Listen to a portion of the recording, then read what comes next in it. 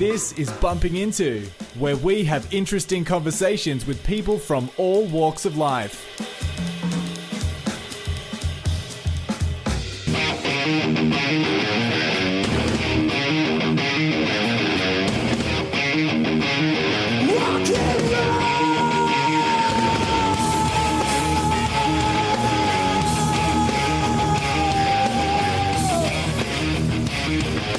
Hi and welcome to Bumping Into. I am your host Francis Popular, and on this episode we are speaking with Rusty Brown of Electric Mary.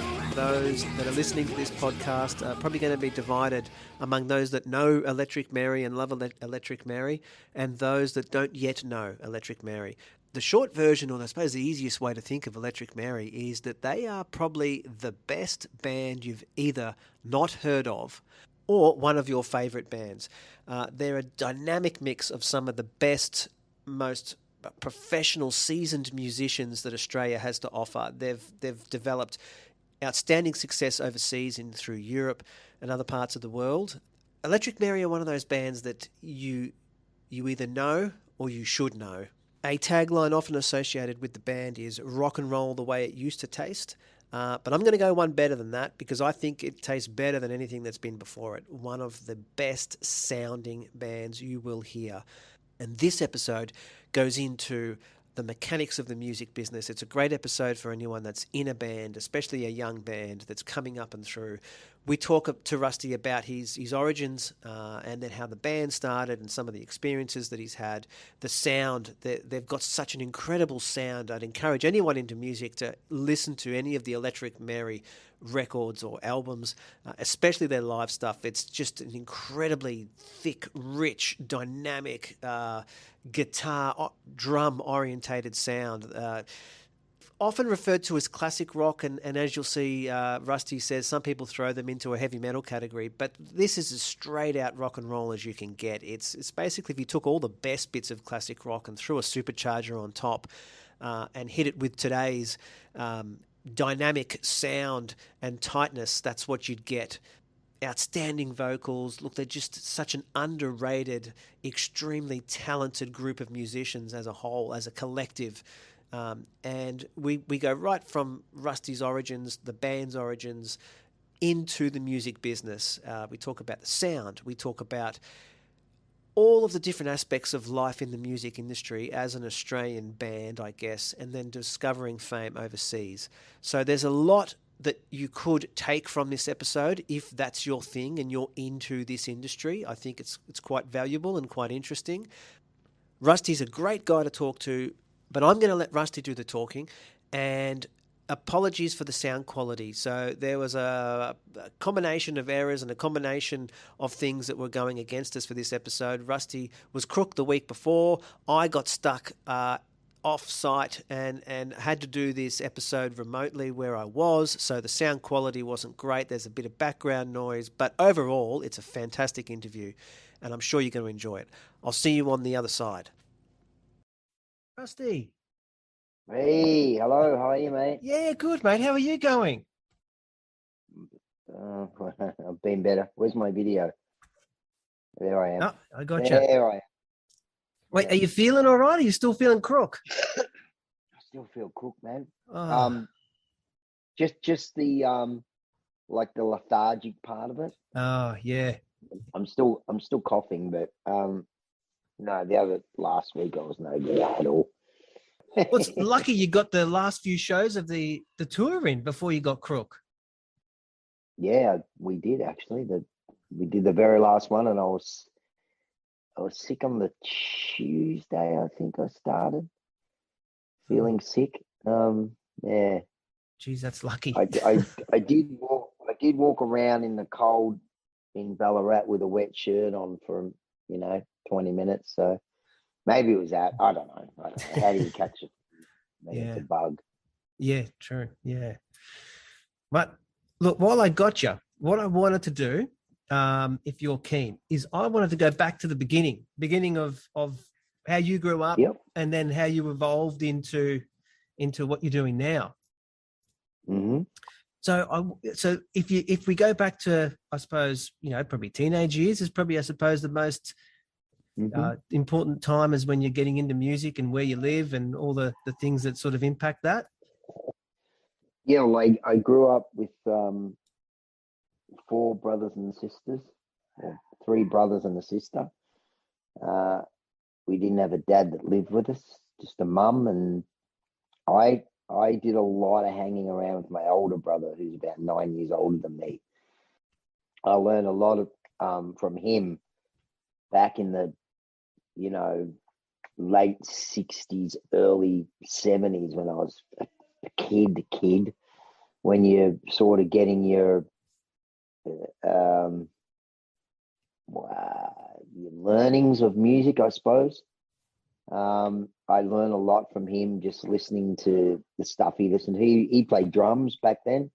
He plays drums still now, but he played drums, and I used to listen to a lot of his records while he was out. Don't tell him. Billy Thorpe was a huge one. Joe Cocker. Sorry, I got the dog trying to play games with me.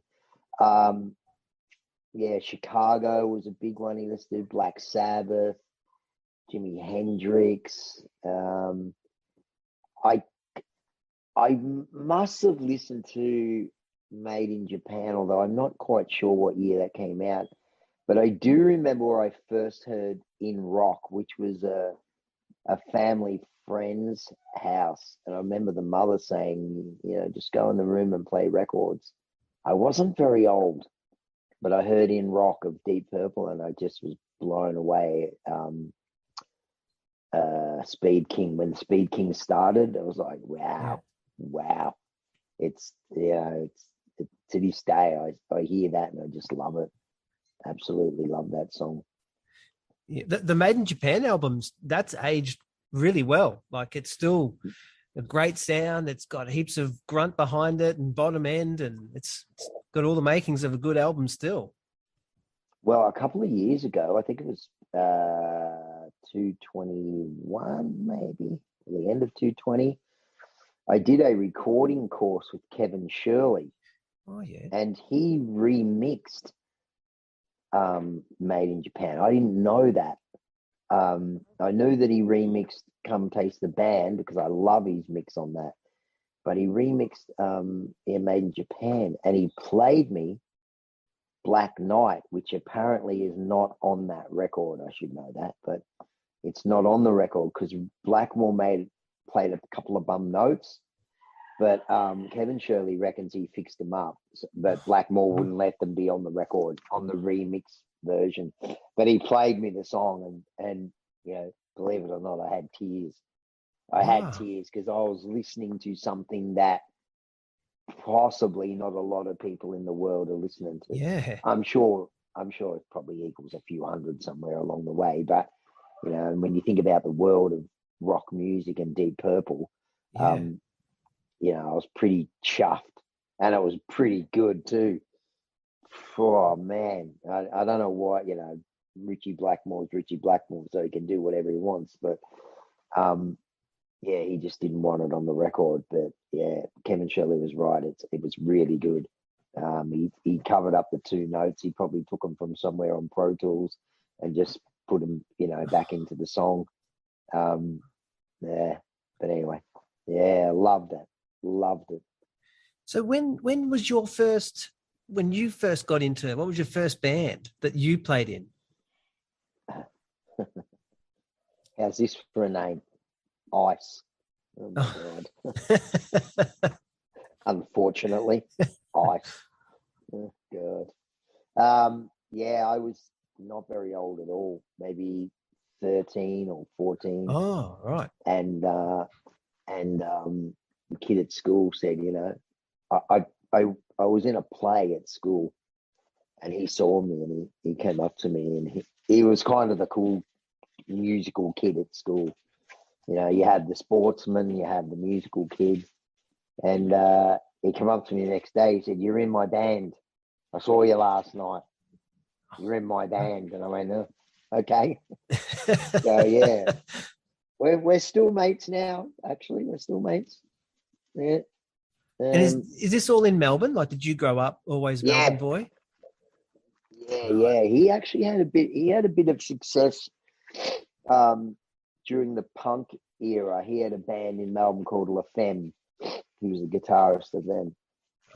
Right. They did some good work here, not overseas so much, but in Melbourne they did. I mean, in that era, say 77 or 78, people just went and watched bands. That's what they did. Yeah.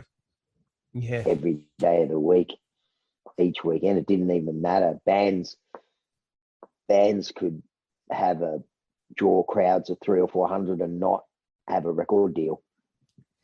That's incredible how it's changed so much. Oh, it's mind-boggling. But people have moved on from that. And I saw someone the other day. Don't, mate, the dog. I saw someone here. He's looking. Come here. I saw someone the other day on a YouTube thing, and he said, the kids can just open up a computer now and make music without learning anything. And some of them are very good at it. Jack Jones, who played in our band, went on tour with, I've forgotten his name now. He's from New Zealand. Many, many years ago. And he made his record in his bedroom. He sold 10 million copies of that record. Wow. Him and his sister. His sister was famous as well. I've forgotten his name now. I went on tour for a few days with him. Daniel Bedingfield. Daniel studio Bedingfield, time. It was all made at home. He made the complete. I mean, he obviously knew how to do what he was doing, but he made the whole record at home, and it sold 10 million records. That is incredible. Daniel Bedingfield and Natasha Bedingfield. That's what their names were. Yeah, she was famous after him. Because 10 million records, and virtually no overhead to get it made. He just did it all himself. Wow, that's incredible. How are you going to do that in your house if you're a rock band now? You can't. Yeah, true. Yeah. So when so how was there much that was sort of big stuff for you before Electric Mary, or was that the big turnkey when you hit the big stage? Was when Electric Mary started? I had another band before called Mr. Brown, which Erwin Thomas was also in, and Venom was in it from Mr. Brown, from Electric Mary. We did a little bit of work in Canada, and we signed a deal, but the company fell over, unfortunately, and we were going to chase the sun. It was going to work. It was going to be like 6 weeks in Canada, 6 months in Canada, 6 months in Australia, 6 months in Canada. And I was looking forward to that, but that fell over. And once the record company fell over, I'd started writing songs with the Erwin Thomas project. And then I joined that band. And then we did a whole bunch of work. So I was the bass player of that band. And then Erwin was in, we kind of just swapped roles, I guess. He became the guitarist of Electric Mary and I became the singer. And because I was writing those sort of harder rock / Deep Purple type songs. Yeah. So that's where that came. So in answer, winded answer to a short question was, the biggest thing I've done is Electric Mary, yes. But I have done smaller things in Mr. Brown. We did a few good things. We've got picked up by Triple J and stuff like that in the 90s. But no, nothing like Electric Mary. Electric Mary really is all based around playing live, though. Not so much songs on radio or anything. Yeah. We don't really have that kind of success. Although you may be able to help me here. I have no idea, but we've just past 100,000 monthly listeners on Spotify. Now, I really don't know what that means. Or I don't know how it can help me, in other words. I mean, a lot of the listeners come from America. Oh, and right.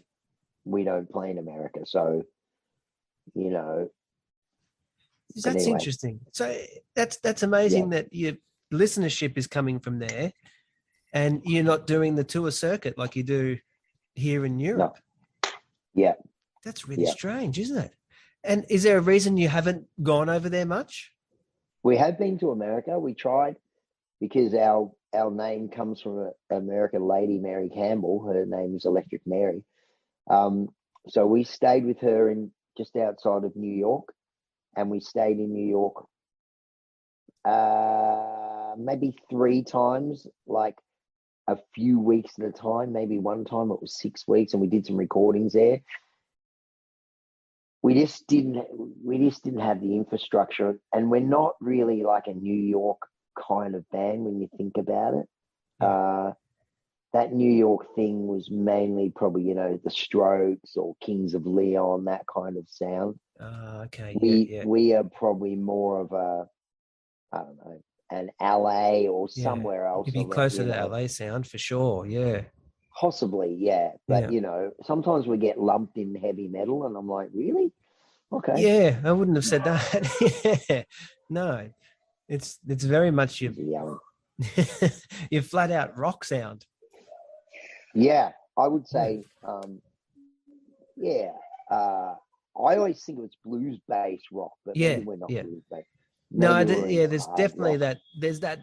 that blues, that soul, that undertone, that thumping undertone that is from the blues house as Yeah, such. And then you've yeah. just hot rodded it, side pipes, supercharger on the top. That, Triple throated weathers. yeah, that's pretty Yeah, much what I reckon how you'd explain the sound is it's definitely got the blues DNA in it, but it's got a lot of other stuff too. yeah. We've got it. We've got it. I guess we've got an eclectic kind of rock stylings within the players of our band, and we're all different ages. Pete and I have a few in common, like your Status Quos and the Sweets and that kind of 70s English type Yeah. thing. Where Alex is another 10 years younger than us, so he's more of your Metallica era bands. Oh, right. Which is not my thing, but that's where he comes from. And Brettie's more of a blues rock guy. He's a Stevie Ray Vaughan Oh, okay. aficionado. He's actually just done a record with the drummer of Stevie Ray Vaughan's played on 5 of his songs, so he's just recording them at the moment, which he's quite chuffed about because he's a big Stevie Ray Vaughan fan. The great thing about there's no great things about COVID, but one of the slightly appealing things about COVID was people were able to get their heroes playing on their songs because their heroes weren't working. Yeah, true. Another mate of mine got Steve Gadd to play drums on his songs because he simply wasn't working, and he could just do them from home, and everything started to flow through the internet. Yeah, He sent 5 songs to Steve Gadd. Steve Gadd played on them, sent them back, and you take it from there. Same with Brett. He got, I don't know his name now, Whippet it is. He played on his songs, and they just sound so. As soon as the drums start, you just go, wow. You yeah, just know it's somebody. yeah. I mean, lots of people play drums, and lots of people play drums really good. This guy plays drums really good. You just feel it straight away. Yeah, Mellencamp's old drummer's got that effect too. I watched a show on him. I never really dug him. I thought it was very snare. Oh, You're talking about okay. the guy Yeah. with the glasses. Yeah, it looks super trendy now. Yeah. Yeah. And Because I he's done watched a lot. He's done a lot, and I Yeah. watched this YouTube video, and when he explained his drumming technique, I completely washed everything away that I'd ever thought before. So when he was a kid, he played in orchestras, boom, Yeah, boom, that's right. Yeah, boom, yeah. boom. Yep. And so his technique of hitting those drums just flowed through into his rock. If you listen to what's his name now? Look him up, somebody. His drumming is that style, exactly what he spoke about. And that's how he's grown up. And he was a kid getting, at university, winning awards for being this, I don't want to say a timpani drummer, but he might have been. And he's flowed into it. And he was doing that stuff too. He was having people send him songs. He'd do 2 or 3 songs a day. Oh, right. For people. And they'd pay him whatever, $500 or a song or whatever it was. Wow. Yeah. And all of a sudden, people were getting great players playing on their songs, and especially drummers, because once they've laid down a great drum track, well, that's the beginning. That's your bed. You can do that forever. You can just play whatever you want forever and ever and ever and ever and ever until you get it right. Yeah, right. Kenny Arnoff, that's who we're talking about. Kenny Aronoff. Yeah. Yeah, that's him. Yeah, because I remember I read his book years ago, because he's quite into like philosophy and that sort of stuff as well. He's a real switched on sort of guy, and he's even played in like real hard rock bands and which I reckon that's pretty cool. He's very diverse. Yeah. So he still plays with from Credence. John Fogerty. John Fogerty, yeah. Yeah, that's right. Yeah. Because I think him and Mellencamp had a blue. Mellencamp, I think, had a bit of a falling out. Yes. Yeah, Johnny Mellencamp looks like he could do that. Yeah. So you've got... Takes no prisoners. Yeah, definitely. Yeah. With the story behind the name, Electric Mary. Yep. So that was named after, was a lady that was working in the studios where you were doing some other work? No, in Jimi Hendrix studio. So I was playing in Earl and Thomas band, and we were in New York. We were doing playing for Sony BMG reps. And so this Mary said to Jack/Earl and Jack Jones, would you like to come to the Hendrix studio tomorrow and have a look through? And he asked me, do you want to go? And I said, yeah, no worries, I'll go. First of all, I said no, stupidly. And I said yes, and we went there, and she showed us through the place, and she told us magnificent stories, and like the hairs on the back of my neck were standing up, because I was thinking, I'm in rock history right here. Like the people that have been here, Lennon, Bowie, and Carlos Alomar wrote Fame here. She told a story about Axl Rose bringing in a book because he was playing the piano on November Rain, I believe, and he brought in a book that had a photo of the piano and where it was while Stevie Wonder was playing on one of his records. So he wanted the piano placed in exactly the same position for him to play November Rain. And, she just had great stories. She said to me at the end of the day, this is me. Down the bottom, she gave me a card. She said, that's Electric Mary. Stay in touch. And I went, yeah, it's a good name for a band. And that's where the story started. Oh. That was April the 14th, 2003. I know exactly when it was. Jeez, it's almost like it's a birth of something. It was amazing. Yeah. It was amazing. And we went to this, like a little pizza place after that. And we ate and whatever. And then we went to a couple of secondhand clothes stores to look. And I went to buy something. I went, oh my God, where's my bag? And I went back, it might have been half an hour later. And I went back to that place, and my bag was still there. With all my money, my passport, everything was in it. Yeah. Just under the table where I left it. Stop dog. So assembling the guys you've got, and because there is something special about that sound, when it's just next level. And I know a lot of it is to the professionalism, like you're top tier musicians, but how hard is it to find those guys? I mean, extremely hard. I would assume it'd have to be, it'd have to be, because they're not going to be everywhere. Extremely hard. They're not everywhere. And we've had a couple of good people come in, and one of my favorite guys in the whole of this planet is Dave Leslie from Baby Animals, and he's played with us a few times. And he's a phenomenal guitarist. And we were just sitting down one day, and he goes, when I play with you, it's scary. It's like, oh, what do you mean? He goes, you're actually like a jet fighter, and you can't just hop in it because you're a pilot. You know what I mean? Yeah. You have to be something special to it's next drive level. it and run it. Yep. Yeah.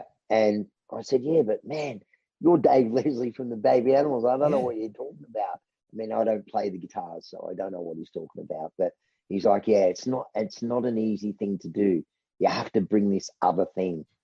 And I'm like, okay. Wow. Jeez, that's interesting. And I suppose, and that's, I love that, of course, coming from him. Yeah. And I suppose that's why when a lot of people see us, especially for the first time, we have an effect on them, where they're like, wow.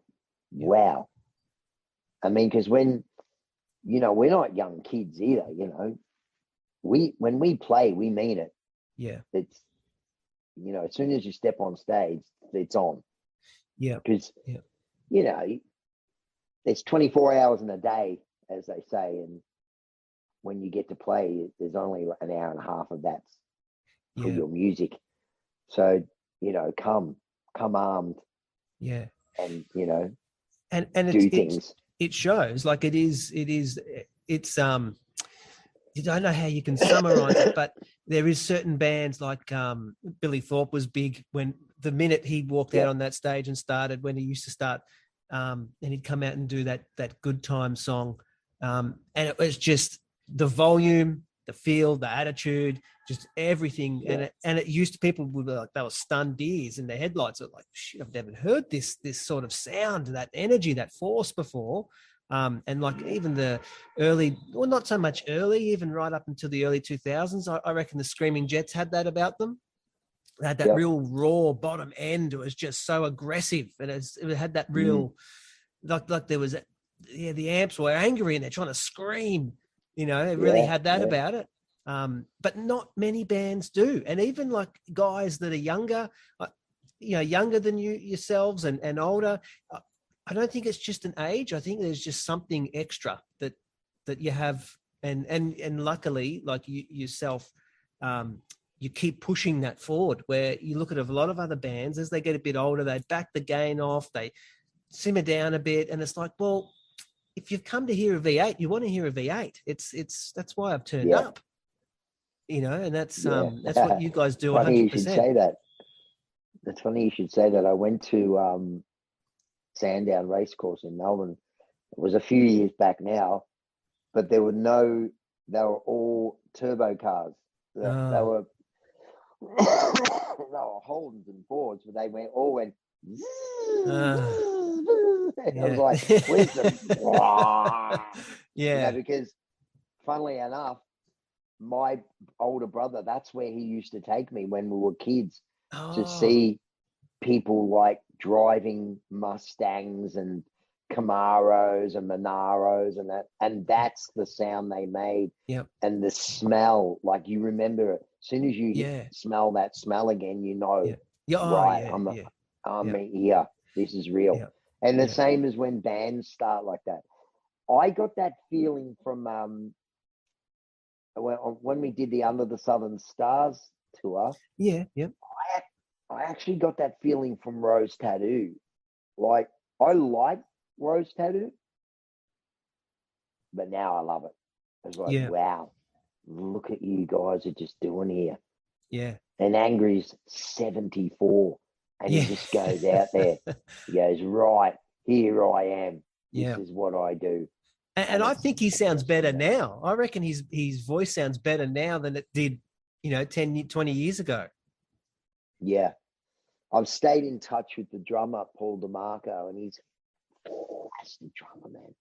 And he's an old school drummer. He's played with a lot of people, Yeah. Stevie Wrights, and Billy he's Thorpe. probably done us. He's done a stint with Thorpe as well, yeah. Yep. And when he played, because drummers are my thing. I like drumming is, that's what gets you. That's what you feel. Yeah. I often say I have this little business called Be Inside the Circle, where I mentor people. And the thing I try and say to them a lot is, you got to get the rhythm section right, because if you don't have a good drummer, you possibly won't have a good band. Yeah. I'm sure there are some that will have bypassed that situation. But, they always said that about, Peter Criss, that he was no good. But soon as he didn't play in Kiss, it didn't sound like Kiss anymore. Yeah. Like he had the Kiss sound. That was the thing, whether he was good, bad, or indifferent. Yeah. He had that thing. But as each band, especially with Kiss, because they've had a few, I'm sure they just love the way it sounds now, though, because it's probably solid now. Like they can just do anything they want, and it's there. Lots of bands have lots of changes, but if you keep the drummer in, like Deep Purple, Ian Pace still plays great. He's 72, 73 years old. He's a killer man. And talking about tone and the sound of things, the EP or the album you guys had, the lost tapes of Hell Dorado. Oh, yes. Yeah. Yes. Alive in Hell Dorado. So is there a story behind that recording? Like, because I know there certainly is.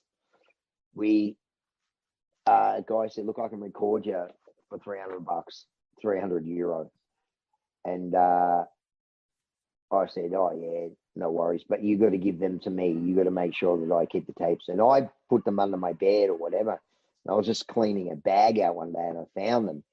And I didn't have a way to play them. So I gave them to Pete. And he rang me a couple of days later and said, man, you might want to listen to this because it's actually pretty good. I'm like, really? Okay. So I was at a place called Hell Dorado. That's where it was. It's in the Basque Country. And so then Alex, our bass player, said, let's see if we can get the Machine to mix it. The Machine did a few albums by Clutch. The band Clutch? No. Man, I'll have to look them up. Wow. They're from Detroit. They've been around for 25 years. Oh, okay. All right. I'm going to chase them up. They're incredible. They had a show in Melbourne at the Corner Hotel. And when they walked down the stage, they looked like 5 guys who worked at Bunnings.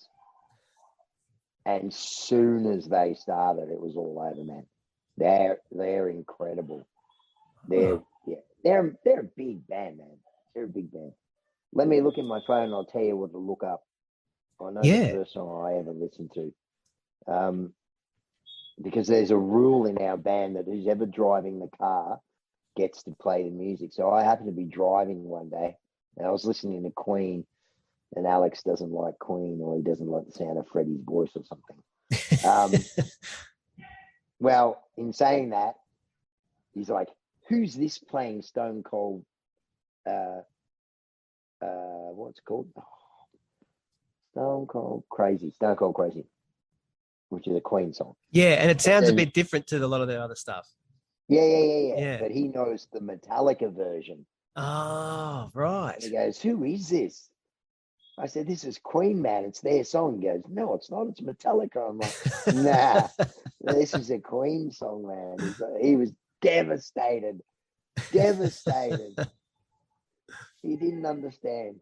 He was devastated. No, this can't be a Queen song. I said, it's a Queen song, man. Okay, I'm looking up Clutch for you. And I'm telling you what to listen to. All right. Okay, let me go through Clutch. There we go, Clutch. That would be Robot Hive Exodus. All right. And listen to a song called The Incomparable Mr. Flannery. That'll be your first song you listen to. All right. I'll check that And we'll out go tonight. from there. All Yeah. right. Cool. They're really good. Their riffs are incredible, man. All right. They're Yeah. really I'm good. going to chase that up tonight. Mm-hmm. And so what is it? The same guy that mixed it, your live These, album? a couple of their albums, mixed our live album. Alex found him wherever he was, and I've since met him. He's a lovely guy. He's called Machine. That's what he's called, Machine. Oh, right. He's a cool dude, man. That album is incredible. The sound quality it would have to be I know it would upset a lot of people here, create a lot of controversy, but I would challenge anyone to find a better sounding live album by any band of any caliber or of any budget, because it's just so, it's the closest thing to being there that I've experienced. It is absolutely incredible. 300 euro. Like that was like winning the lottery. That's not how much it cost to mix it though. It was more like 10,000 American dollars. But anyway. Oh wow, really? I think it was about. It wasn't that much, man. He didn't charge us that much. I think he charged us 7,000 American dollars, which probably wasn't much then. And how long would it have taken him to do it? Probably, a week, I guess. I mean, there's back and forwards because we don't live in the same time zone. Yeah. So he would send a song and we would like, can you just maybe pull this back or that? And in the end, he just did them the way he thought, which was the best way, because that's why you get somebody to do something. Do you know what I mean? True. Yeah. So we had his rough idea between us and him, and then he did it. Now, if anyone's to say, what's your best record? I would say that too. I would say Get Alive in Eldorado, because it's has bits of everything we've done, and it's a moment. It was actually done over 2 days, but I don't even know how many songs are on it, maybe 11. I think all songs bar one came from the second day. Oh, right. Yeah. So that's a real moment thing, you know what I mean? Yeah. Oh, the sound, the collection of songs, that should be put somewhere as one of the greatest rock albums of ever. That it's an incredible album. I don't know how you could top the sound and the feel that album has. It's just amazing. I think other bands should listen, be it bands or be it producers or whatever, should listen to that, because that should set a benchmark, because it's blown everyone else out of the water with how good that came out. So it's which is my next question I was going to ask you is defining in the music business, as yourself as a writer and a performer, defining success. What is, when you stand back and go, oh shit, yeah, that came out good. Is it album sales? Is it after a show? Is it the reaction of a crowd? Is there a thing that for you defines that was a success? Yeah, for me, it's really easy. Each person in our band would be different, of course. I was just going to mention about the records, because record sales, unfortunately, don't count with us, because we've never released anything through a major label. In fact, we've never released songs in America. So to me, wow. 12 or 14 years of songs are just sitting there. Americans know us because of Spotify, but we've never released. See, that's the easiest thing for them to do now. They just pay for Spotify and they just get our records for free. Yeah. So Yeah. they've never had to buy our records. We've never been released by a major label. They've always been small record labels because of no interest or whatever. But I really feel like I had and I don't even know this guy, but he's the bass player of Bret Michaels' band. So not Poison, but the Bret Michaels band. Okay. And he messaged me on Facebook and he goes, I can't believe I don't know you guys. Like, I listen to a song and then I listen to another song and it's better than the one I just listened to. It's like, we've had a few conversations since then, but yeah, I just like, thank you, man. He goes, he's incredible.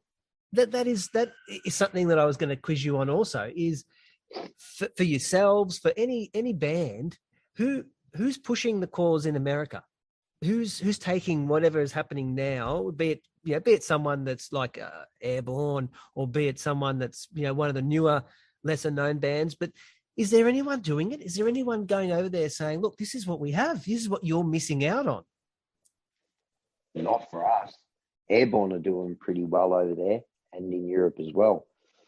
But no, there's no one for us in America. We've never found anyone that's, I believe we're a hidden treasure. I mean, we had 100,000 listeners. We just topped 100,000 listeners on Spotify. But again, I don't know what that means for us. Definitely someone may find us one day. We own all our records, so they don't have to take it.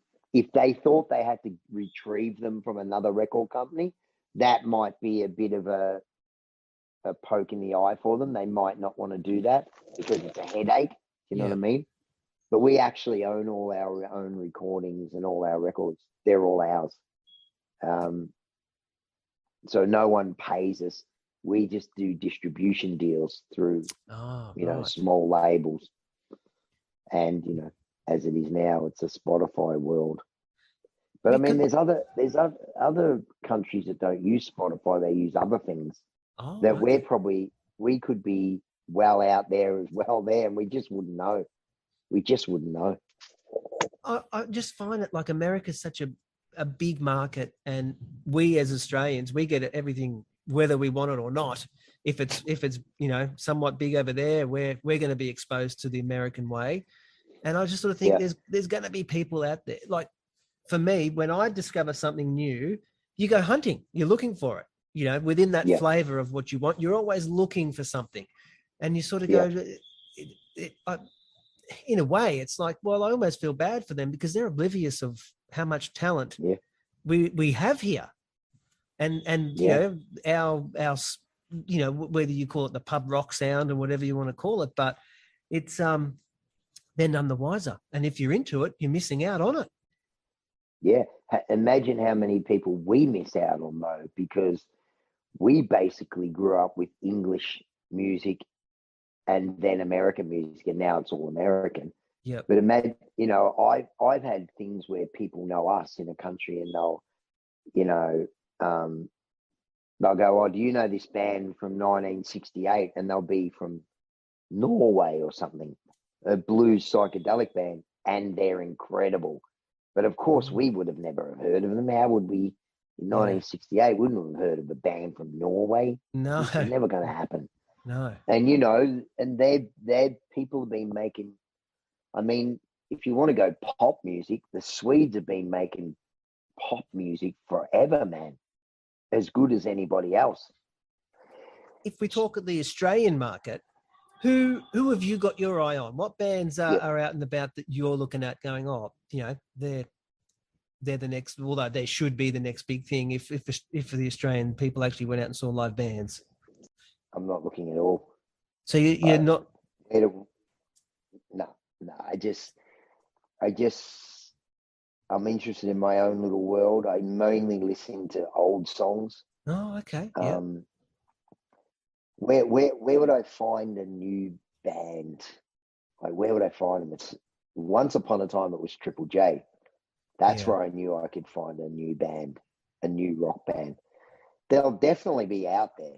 there'll be a rock band somewhere in Australia that's humming. I mean, but there's bands overseas that do pretty well that are from here. Not in my not stylistically, flavored for me, like Amel and the Sniffers or King Gizzard and the Wizard Lizard or whatever they're called. They're massive, man.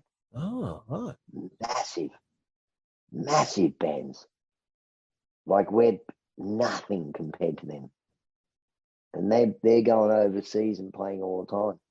We're going to learn about a 62-year-old band that you don't know about with a 62-year-old singer. Where are you going to find that? Well, I think we're a bit out of the box, to be honest with you. I think my want to play rock music is what's held us in good stead, because I want to do it and I like doing it. Yeah. And I don't care if I'm 62. And again, once I saw Angry playing at 74, it just made me feel even better. I've still got my hair, so that part's all right. I cover the rest of my face with a beard, so it doesn't matter. Well, and look, you still... You know a good new rock band? Well, there's a few that I reckon are really good and underrated. There's a Brisbane band called Winchester Revival. They're a really good straight out rock band. And then there's a Sydney band called Avalanche. They're only another young group, and they're very sort of that. I think I met them. Have they got a girl in them? Yeah. Yep. Yeah, she's the guitarist. Did I meet them in Queensland? I know they went and saw your show in Sydney. So whether or not maybe you met them. Was he a he have sort of bushy hair and a beard, this guy? Yep. Yeah. Yep. And he plays the bass. He's the bass player. He's and the singer. Right. Was his dad in a band called the Avalanche? Yeah, that's it. Avalanche? Yep. I know who they were. Yeah. Yeah. No, so look, they've just good. taken on the name, have they? They have. Yeah. So they've taken that name on and off and running, and they're doing well. They've just finished they're about to finish. They're playing in Melbourne this weekend. Is it the Cherry Bar? Right. Okay. Yeah. They're playing this Campbell. weekend. Adrian Campbell was the singer. Yeah. Oh, yeah. Well, Stephen Campbell is the singer now. Yeah. There you go. I used to go watch his dad play. Wow. Yeah. No. I met them. They're great sounding. Them. I saw them on the weekend, and look, even my wife, who's not really into music, and she pointed out, she made the comment of how much better they sounded, and how good they sound. But there's Dangerous Curves, which is I think maybe they're Melbourne or Geelong or somewhere. Yeah, I know them. Them. They're really good. They're good sounding band little too. Blondie on the vocals. Yeah. Yeah. No, we were going to do something. We were going to do something a while back. I wanted to get them in the studio and, see if I could refine them a little bit. But COVID killed everything, man. Just killed everything. Because one thing I've noticed, like I've seen a few of these bands, and one thing I've noticed that a lot of them do, in the studio, they sound great. They've got a real thick, creamy bottom end sound. But when you get them live, they feel the need to speed everything up. And by speeding it up, it thins it out. And you've got this, you can't really hear the guitar unless it's on like a boost. And I don't know if it's I don't know what it is, but it's sort of like, I get what you're trying to do. You're trying to play it a bit more unrestrained. But when you do that, I don't know, you've got to know what songs to do it to. And I think some of these bands, it's just like, oh, I'm playing live, I'm going to play everything faster. And it loses some of that, because some of them sound great. Some of their albums sound fantastic. But I just think I think it's source sounds as well. Like in our band, the two guitarists have great guitar sounds. Yeah. So that's your start. Yep. They're your source sounds. And then, like you said, when they get on stage, they feel like they want to speed it up or whatever. Like there's just no need to do that. And the other, like I've made this mistake too along the way. You go to all the trouble of rehearsing, and you put the hours in, and they're long hours, and there's beers and there's whatever's, and having a laugh, having an argument, whatever.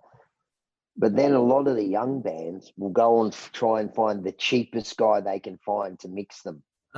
Like, it's ludicrous, man. Yeah. It's ludicrous. So you're throwing all your effort and energy out the door. Yeah, I say, listen, you're all working. Get $50 out of your pocket and pay this guy $200. Yeah. Oh yeah, but we're only getting 150 to play. Don't even care about what you're getting to play. Getting to play is nothing. You should be playing for free. Yeah, yeah. Pay your money to your sound guy and have the best guy going, so that no one in the audience can go, oh, they sounded shit out. Like, you don't want that. Why are you bothering doing all the rehearsing? Just rock up one day and play. Then if you're gonna use a $20 mixer, you're gonna sound like a $20 band. That's what you're gonna do. Yeah. Like, don't do it. Yeah. No, that's good. That's a good tip for a lot of bands. Definitely. Yeah. Man, it's the beginning of the end. I'm telling you. Yeah. So that would obviously be a good your other business now that you're running would obviously be prime for guys that are at that point where they're trying to get to the next level, and they just need someone that's got that seasoned professionalism that can look at it holistically rather than being in it. Yeah. And I just help where I can. I'm not going to kill anyone's dream. There's been a couple of bands that have come in and, maybe they're not so good, but they end up being a little bit better with a bit of thought from me, added with more forethought from them. Yeah. And we've had some good things. I'm doing a couple more in a couple of weeks. And I love that. I love getting them. And I say to them straight away, though, know this, I'm going to come up with 1,000 ideas. They're not all going to be good, but you have to try them. Yeah. If you don't want to try what I'm saying, then don't have me in there. It's fine. It's totally fine. Just do what you do and that. But I'm going to come up with ideas. So, and it works out. We don't go with every idea, but sometimes we do. And it could be as simple as, you should double that chorus there, I reckon, or whatever. People can say it to me too. And sometimes you just don't think of things, because there's no real, there's a formula to what you do, because your DNA in your band will make that formula. Yeah. But you don't go, okay, I'm going to write a song today. I'm going to do one verse, and then I'm going to do a bridge, and then I'm going to do a chorus. Now I'm going to do another verse, but let's make that a half verse. Like, that's not how you write a song. You just write it how it feels. And that's why some songs go for 4 minutes and some songs go for 8 minutes. You know what I mean? Yeah. It feels okay. And usually when we play live, our songs go for 12 minutes. But it feels good that way. You know what I mean? Yeah, absolutely. Yeah, it doesn't feel clinical. It just feels natural. There's nothing clinical. Yeah. No, if it's clinical, it's got the ass. Yeah, no, that's exactly. Do you reckon you can sustain being an Aussie band and just touring Australia these days? If you want to get the next level and not have to have another job, this becomes your job. Do you reckon you have to pack up and say, all right, let's try and turn up in Europe and see how we go? Or Europe. I mean, we all made the decision together that Europe was a better way for us, we believe, because we had the connections with playing with White Snake and stuff. Plus, in Europe, if you get in a van in Paris and you drive 10 hours, you've gone through 4 countries. Yeah. Yeah. Different speaking languages, cultures. Yeah. Whatever, musical thoughts. But if you get in a car in Melbourne, you're only driving to Sydney.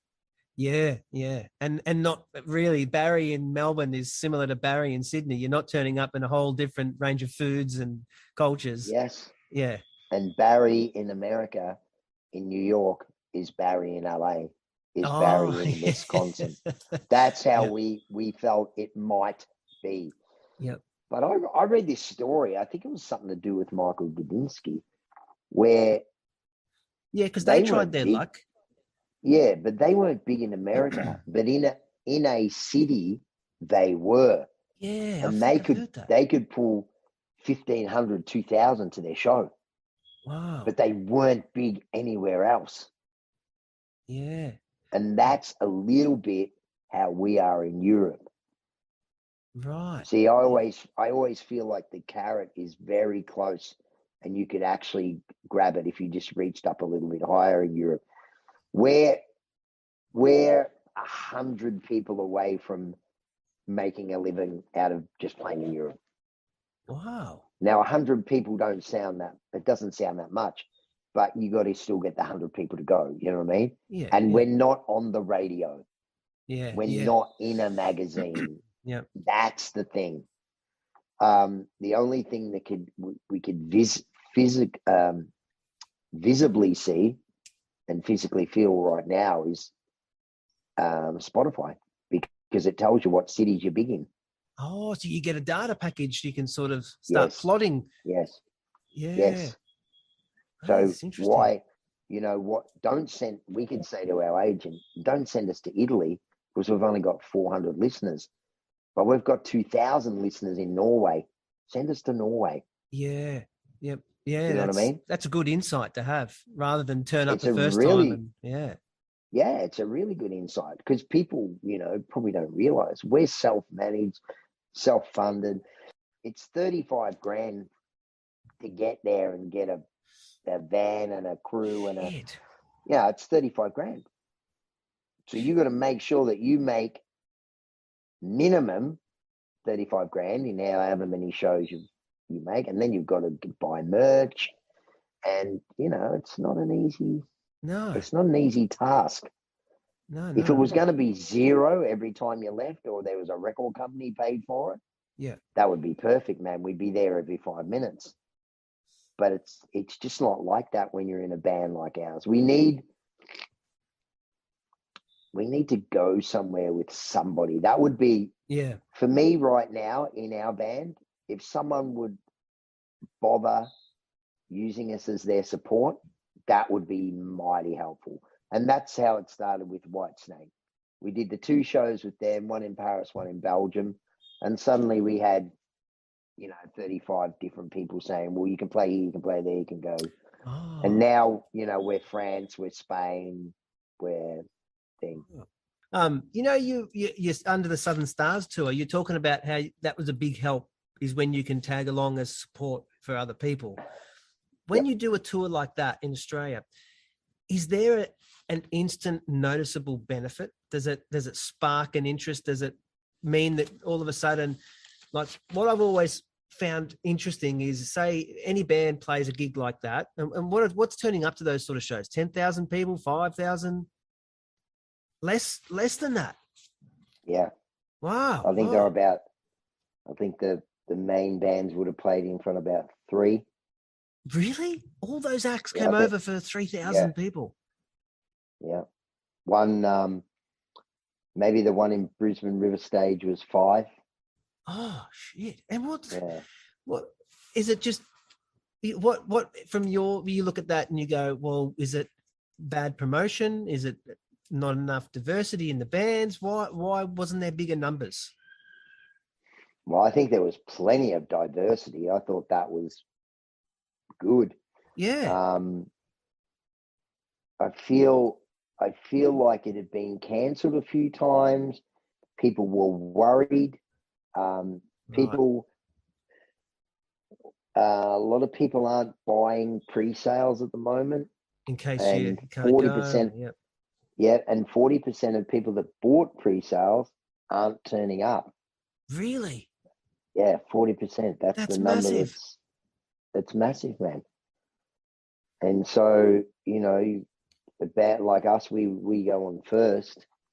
Some of those gigs we might play to 1,500 people, but one in Adelaide, I reckon we played to 23 people. Shit. Yeah. Wow. And is that, well, apart from the Adelaide gig, do the other ones help push the brand along at all? Or is it real minimal? Honestly, our Spotify listens have gone up 70,000 listeners since Under the Southern Stars. Shit, okay. So you've got a lot out of it then. So there's a lot more Americans too, but who knows if people that saw like on a YouTube or whatever, yeah, that were playing with Bush or whatever, and they just snuck over and went, oh, who's this band they're playing with? I don't know. I don't have a reason for it, but that's a lot of listeners. Like when we had 30,000 for an unknown band, we were pretty happy with that. Yeah. But to now have 100,000 monthly listeners, we're not even signed to anybody. We don't even have a record deal. Yeah.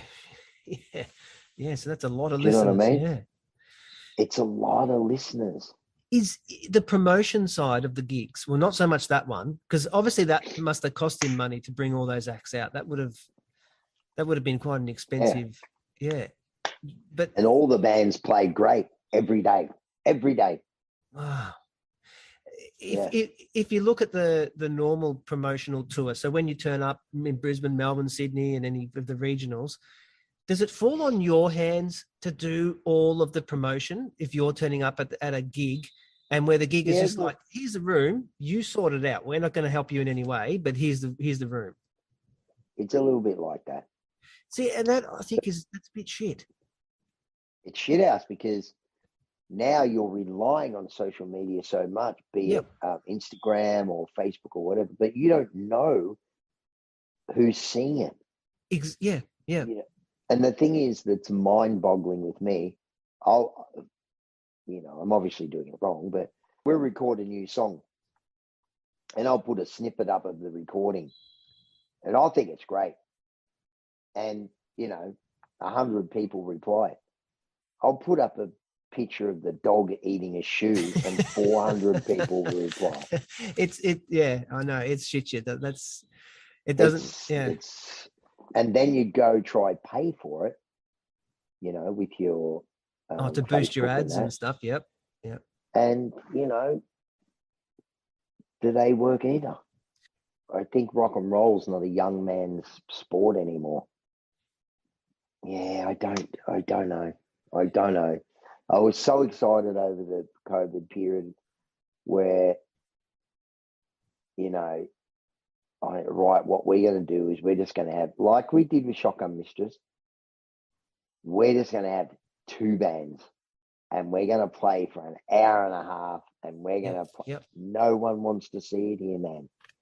No one wants to see you play for an hour and a half. If you're in Europe and you don't play for an hour and a half, you're getting the question, hey, you better get back on stage, mate. Well, what are you doing? See, that's weird because to me, it feels more. If I go somewhere and I see yourselves or the Baby Animals or the Screaming Jets or any of those bands, and you've got that big stint, it's an event. It's not just get them through. It just feels more. Yeah. So that's really strange that people don't want that. They don't want that. In Australia, they just want you to play for an hour. That's all they want. Yeah, there's got to be. I don't know. When tides turn and cultures change, and all of a sudden Levi jeans become trendy again. There's got to be some sort of metaphysical shift that can change something, because it's too good. We do it too well to not. It just shits me to tears that you look at all these bands and you go, you can't make a proper career out of it here, and we do it just as good as anyone else. We do have bands overseas though that are Australian that me and you don't know, but they live there because they won't live here. Oh. You got to remember too. There's only 20. How many people live here? 25 million. Yeah, 25 million. Yep. Nothing, man. We're the same size as America, and they have 300 and something million. Yeah. People. Yep. And, if you get a percentage of that 300 million, I don't know how many people live it. People live in Victoria is, I don't know, 5 million, 6 million, whatever, but they're spread out. And, we've got the kids don't. The kids have other things to do too now. There's other things to do. It's a different era. Like even when I was a kid, no one went overseas. Who would go overseas? You couldn't pay for it anyway. Yeah. Now everyone's got a credit card. They just go overseas, hang the expense. I'll pay it back later. Yeah. You know what I mean? What they sort of do what they want to do. Do you think that FM radio has a big, like, to me, I can't listen to it anymore. I listen to Rebel FM if I'm going to listen to it, but I can't listen. Now that's a good.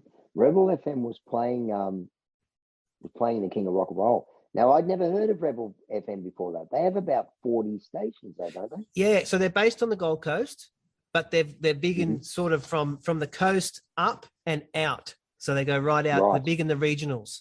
Right. But yeah, they've got a whole swag. They've got a whole range of states. I think they go down now too. I'm sure they might go down to like regional New South Wales. Wow. And it's just all rock music, and you will hear obscure stuff. Like you'll hear live versions.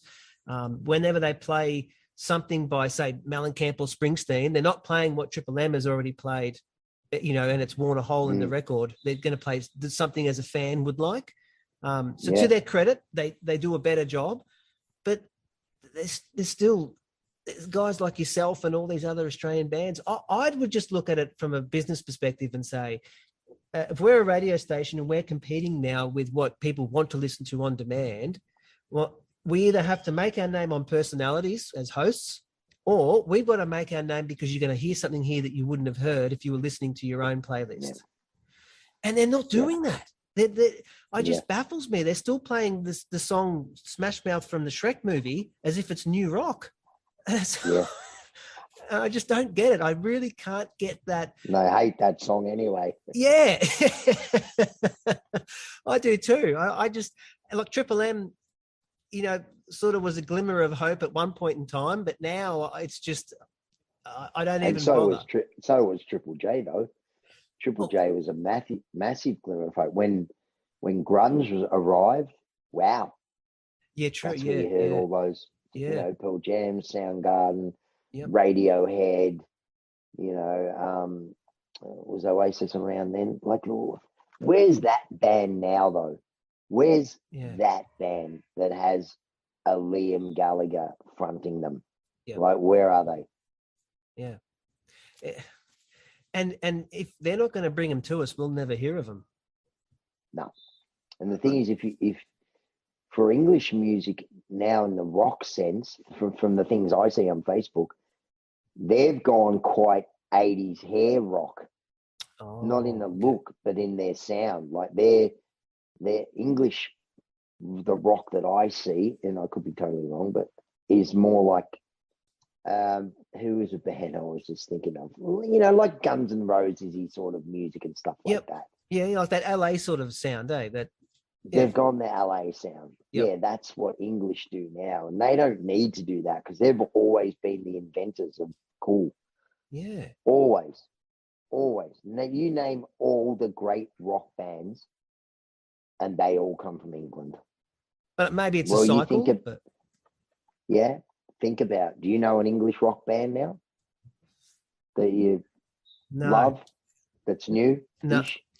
No, I wouldn't know of any. No, I mean, and that's where the Marshall Stack came from. It's yeah, mate. That's Led Zeppelin, Deep Purple, Iron Maiden, Black Sabbath, The Who, Bowie, Elton John, Pink Floyd. Like the list goes on. Queen.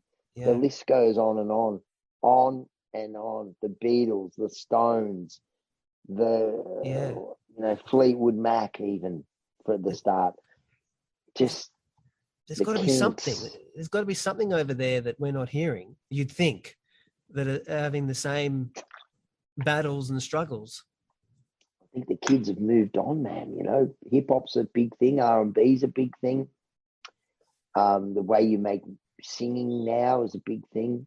Look, if you watch The Voice, you've seen the same kids in the same. No one gets on there and sings a Free song, Free, there's another band. Yeah. Yeah. My God, Yep. you know, Yeah. where's Billy Thorpe here? Where's Yeah. Billy Thorpe? Like, where's that kid? Yeah.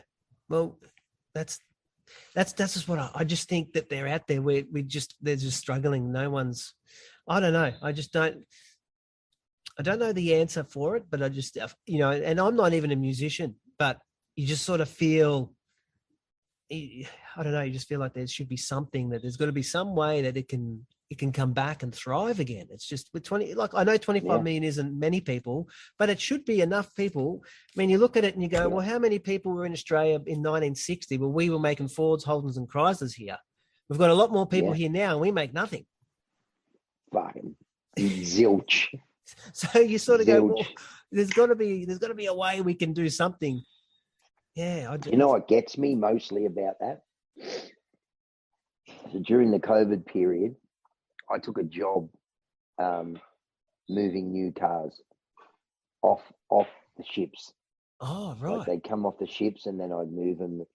And I still work for them sometimes, a couple of days a week. There's, just in Melbourne, there's 5 places. Like, there's thousands of new cars from other countries coming here. And I think exactly what you said. If there's thousands of new cars coming here and we're buying them, why don't we just buy them from Ford or Holden? Yeah. Like, why don't we? Why is it that we can't? It became about the almighty dollar, man. And the almighty dollar is the killer with music as well. It's just so frustrating. And for you, someone like yourself would be more so because you're in it. It's your world. Yeah, and I've seen the way the other people lived in the 70s and the 80s, fuck, in the 80s, if you didn't get signed, it was a miracle because there was that much money around. Wow. Every band got signed, that's what happened. The problem is, there was a few people that used to sign people and never do anything with them just to get them out of the way of the people they wanted to do things for. Ah, right. Yeah, that was well known, man. Let's pick up this guy and actually take him off the market. We'll put him in the studio, do some songs and that. But he's actually competing with this guy who we're really going to push. Wow. Yeah, that stuff definitely happened, man. Well, I hope one day we come across, or there's another cycle. I remember back in the late 90s, I think, late 90s, early 2000s, there was that bit of that rock revival sort of, and radio started playing. When they had that, they did that tour. Was it the M1 or M? Yeah, we did that. Oh, you did that as well. Yeah. So Tea Party was on there. Billy Idol. Was it Midnight Oil? Midnight Oil were probably on it. There was 2. There was a pop one where Natalie and Imbruglia played and Pink and stuff like that. And then there was a rock one. Oh, okay. Well. So, there was 2 of them going at the same time. But that was like a little glimmer of radio. Picked up a few new bands, and I mean they were American, but that rock revival sort of came in a bit, and it was at a time when bands could easily turn up and fill up a room. It wasn't an issue. We just like doing it because we like playing that sort of music. So we don't really change, or we just do what we do, and it's the thing with rock music is also, as hip hop people found out when they decided that, well, let's just take an old song and we'll just talk over the top of it and make the chorus of what, they didn't write anything new. They already had the groove laid down for them, and they just had to be a good rapper. But you got to remember, rock music's now been around for 60 years, and quite possibly, the best songs have probably been written. Probably. Yep. But what happens with that is, it doesn't mean you give up, because what happens is the DNA of 4 members or 5 members that get together, and when that clicks right, they're suddenly new. I mean, we can't. I can't pick up the guitar now and say, let me take you down because I'm going to, because it's already been done. Yeah. Yeah. Do you know what I mean? It doesn't make you stop, but it's extremely hard to come up with something new that hasn't been said before. Yeah. But, that's the joy of when you do something that you think's okay. That's the joy. Well, and look, to your credit, all your stuff sounds fresh. It sounds of its own. It's so obviously you prove you can do it. I'm going to let you go. I've held you up for way too long, and I've really enjoyed it. It's been Cool. fantastic to talk to you and get that insight. That so many layers, like there's so much to it. People don't appreciate what goes on behind the scenes. So when to grab it from yourself it was great. I really appreciate your time. Yeah, no problem at all, man. Anytime. Now, I'm sorry I couldn't get to you last week, but I was dying. No problem at all. No, I know what it's like. That's no problem at all. You got any other planned trips up Queensland way? Not for the minute. Europe in August and September, and then we'll have a look at next year as well. Wow. Yeah. I think we might have to start getting a few more. What might be able to entice people to want to come out? Maybe if you could get a couple of bands around your ilk to play like a double header shows. You know what I mean? Yeah. Can you, like I don't know. I'm just going to throw it off the top of my head. Electric Mary, Dallas Crane. Yep. They tend to do well, those big, when you line them up. Yeah, Electric Mary come up and play with the Poor. Yeah, yep. Or something. I don't know. Or who, something of the same ilk and the same. You just have the two bands on. You play for an hour each and your show's done. And you don't play too late. You know what I mean? The late ones, they're always a killer. They're a killer. Yeah, no, not for me. I don't care. But the people, it's funny. Someone said the other day, "Oh, I want to go see what's the name, but he's playing on a school night." And I said to him, "Mate, you're 55. You don't go to school. Right? You don't go to school. And if you're telling me that going out one night to see a band is going to be the death of you, you're joking. You've got to be joking." Yeah. Because, go to work a bit tired. Yeah. Who cares? Go to bed early the next night. You'll catch up to sleep. Yeah. Yeah. Oh, it's so dumb. It really shits me, that stuff. Yeah. No, we used to go out Monday, Tuesday, Wednesday, Thursday, Friday, Saturday, Sunday. Yeah. Annoying. Yeah. No, I agree. But yeah, I think maybe that's the answer for some of the keeping. Like I noticed when you get, like I know the Jets and the Baby Animals did a tour together, and then I think was it Rose Tattoo and the Angels did one together. Yep. And they were big shows, like the ones on the coast anyway. They were both packed out. So it's that's what you got to do, man. So it's maybe that's the way forward, is just and finding the right venue. Because what's the sweet spot for you to come up? How many people are we talking that you need in that venue for it to be feasible? You want minimum 200s, but 3s and 4s are good. It's not easy to get that though. Well, if you put 250 in Mo's, perfect. Yeah, and that should house that, no problem. Easy. It's a rocking gig, anything. We haven't been in the state for 4 or 5 years now. You got to remember, Jeez, wow. we lost over 2 years. Yeah, true. Yeah. Of our time, man. Yeah. 2 years. Like no one really thinks about it now. But when you're in it, that was a long time, man. Yeah. And it wasn't good for people's mental health. Oh, no. And especially like you guys in Melbourne, you were locked up a lot harder than people up here were. Here it was a gentle, please don't go out. But down there it was far more severe. Hey, we weren't allowed to drive 5K. Yeah, yeah, and And that's now to punish us even more, we're allowed out now, but petrol's $2.45 the other day. You can't afford to drive 5K anymore. bloody hell. Anyway, Well, that's well, look, another. yeah. I'm not apolitical, so but that sort of thing. If you end up here next time, hopefully I get to catch up with you when you're up this way We will. next. We definitely will. Grab a coffee somewhere. Yeah, for sure. And look, Your shout. Yeah. No, look, thank you for your time, mate. It's been unbelievable to get that deep insight with an industry icon. All right. Thanks Thank you, again. mate. Hey, I'll speak to you soon.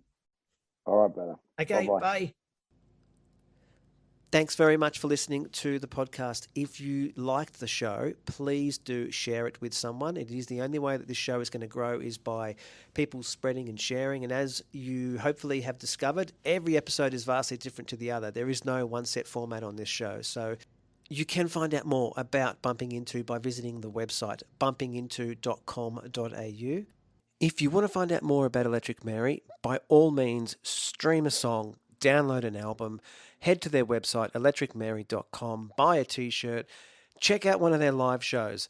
Get out there and support this music while it's still in the country and they all aren't packing up and heading overseas to make their name over there. This is what we do best, people. Get out there and support live music. Buy an album, go to a show, do something. Thanks very much once again for listening to the show. I'll catch up with you in a few weeks' time.